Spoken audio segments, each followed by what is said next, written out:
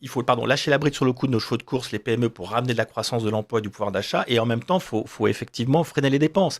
Mais là, il y a des gisements, si vous voulez, assez énormes. Donc, on parle beaucoup, évidemment, de l'aide publique à l'étranger auprès de pays qui ne sont plus en développement, qui sont hostiles à la France, comme la Turquie ou l'Algérie.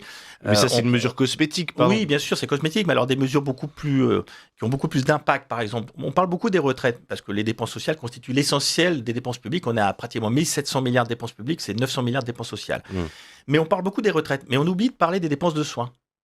Aujourd'hui, le fait qu'on ne partage pas les données de santé, qu'on n'oblige pas les médecins de ville et de l'hôpital à remplir mon espace santé qui existe, qui est une coquille vide, tenez-vous bien, ça génère 30% d'ordonnances inutiles. 30% de gaspillage à grande échelle parce que quand nos médecins Mm. reçoivent leurs patients, dans beaucoup de cas, ils n'ont pas leur profil médical.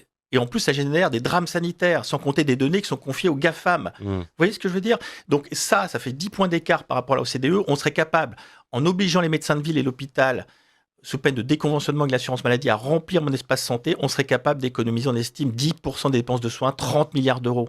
Vous voyez? Et si je vous rajoutais à ça la sécurisation de la carte vitale, pas loin de 10 milliards d'euros par rapport aux fraudes, sachant que les fraudes, ce sont essentiellement à 70% des professionnels de santé.